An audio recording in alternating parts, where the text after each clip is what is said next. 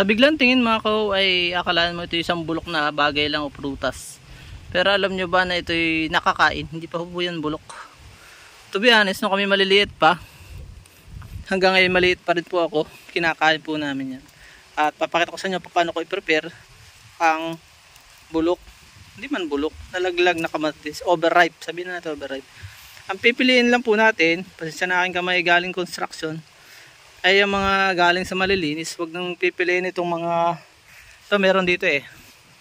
Yan, yung mga galing sa lupa. Medyo may bakterya na po yan. Itong kung pipiliin lang natin. Pero kahit naman pumatak yan sa tubig o naman, may balat po yan. Ito oh. Yan nyo. Yan.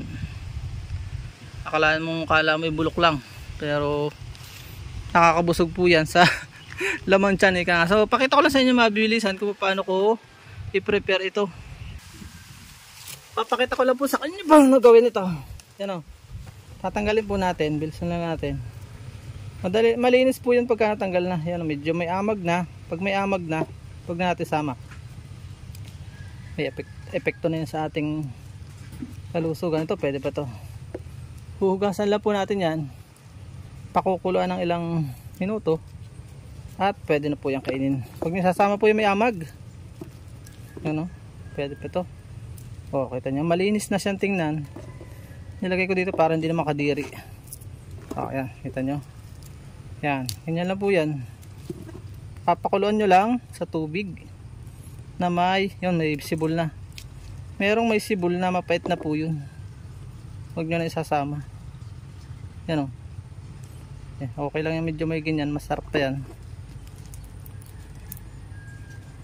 Merong may bulok na. Unahan kami pagka nakakita po kami niya nung araw. May amag oh. Ang lasa niya sa mga magtatanong ay ka-level po ng buto ng langka. So, medyo kunti na lang itong maaari din eh. Tapon na natin. Huwag ka namang hinayang. Marami naman po yan. Bakit po nangyayari itong ganito? Kasi nga na-overripe ito. Ito nyo. O, ito yung magandang kasarapan, yung kalalaglag pa lang. Masarap po yan.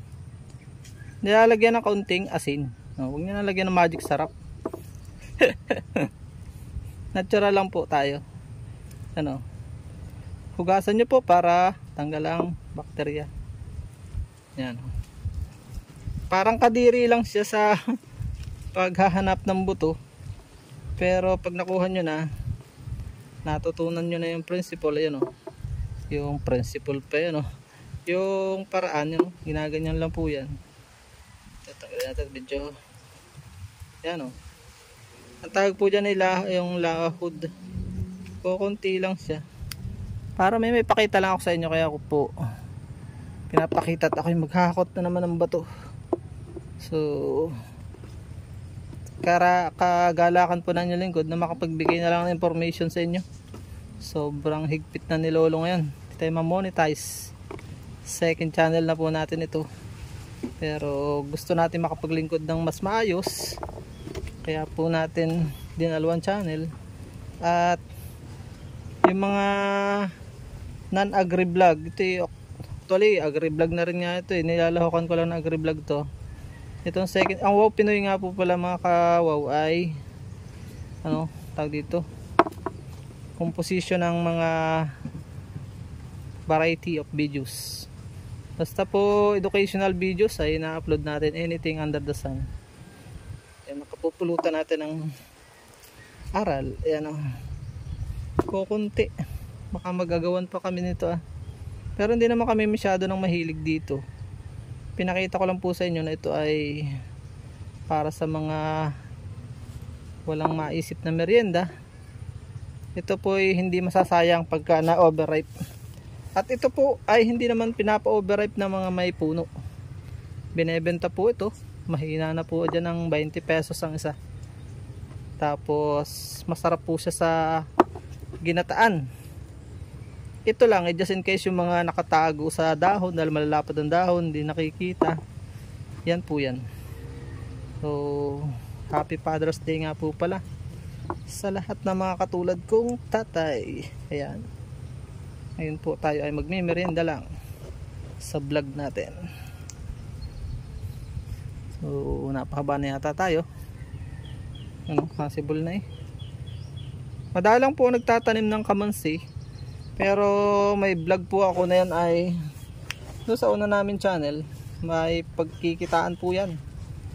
Kaya po kukunti nagtatanim nito sapagkat malaki yung kanyang canopy, yung lilom ko sa Tagalog, lilim sa ibang salita, Tagalog pa rin, lilim at lilom, yung sakop ng dahon. Pagka po yun ay nasakop ang ating ibang mga tanim, ay po pwedeng mamatay. O kunti na yung may tatanim sa ilalim nito, ang po pwede na lang po ay paminta. Ano pa bang po pwede? Yung mga pwede sa mangustin, yun yung mga pwede sa lilom. Dahil nga ito ay sobrang lawak ng dahon. Nakabunga din lang po yan ng mga 3 to 5 years. Pwede na po yung bumunga. At yan nga, may market din po yan. Nabibili po yan sa palengke. Basta yung kasarapan ng gulang, wag naman magulang. Yung may buto-buto na ng konti, may iba-ibang klase ang market natin dyan. Merong ang gusto po ay murang-mura. Pag bumabag yun, ang lalaglag lang yan, pwede pong ibenta. Pero yan po ay kung gusto nyo intentionaling magtanim, bumili po kayo sa palengke ng magulang. Pag nakakita kayo na may ganito, pwede po yung itanim. Okay, stock nyo, nagulang po yan kahit naka-stock eh. Yan o. So, tatay ko pag sinisipag po nito magbenta, kumikita siya. Pero ito tanim ko to, sinadya ko tanim to para sa lahat. Pag may nahingi, libre na dito sa aming kahanggan. Pag may napapadaan kahit mga sili, pwede dito sa amin, libre na. Kahit po may suli pa, basta wag lang siyang malaki ang suloy, po pwede pa po yan. Madali yung itanim eh.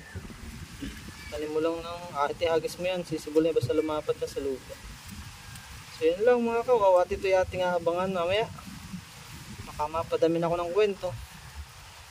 Minute po kayo. Ilalaga ko lang po ito, may kaunting tubig at kaunting asin para masaya ang buhay.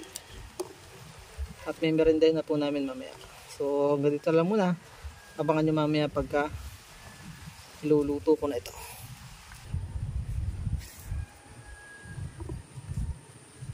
Ito na po, aking huhugasan na. At nang mailagan at nang matikman na, lalagay nyo lang sa tubig. Konting hugas lang, okay na po yan. Makukuluan naman yan eh. Mahalaga lang matanggal natin yung mga lamad-lamad na yan. So, yan, ganyan lang po yan. Abangan nyo po ito mamaya. Panoorin nyo yung pagsasalang. Lalagyan lang po na kaunting asin. Ayan na po, nilagay ko na sa wali at atin po pakukulo na. Lalagyan ko lang po yan ng konting asin. Bulaburan lang po natin ng konting asin. Napadami yata At abangan natin kumulo mga 20 to 30 minutes. Okay na po, may merienda na po tayo. Napakasarap. Abangan po natin mamaya. Ito na po mga kao, may masarap na tayong merienda, no? Sakto lang yung luto. Naigang pa nga at nilagyan ko, pero tatanggalin ko na. Tara, merienda na po tayo. Maraming salamat. Naway may natutunan kayo sa ating maikling vlog. Bye bye and God bless. Sarap po ito. Sakto lang yung alat.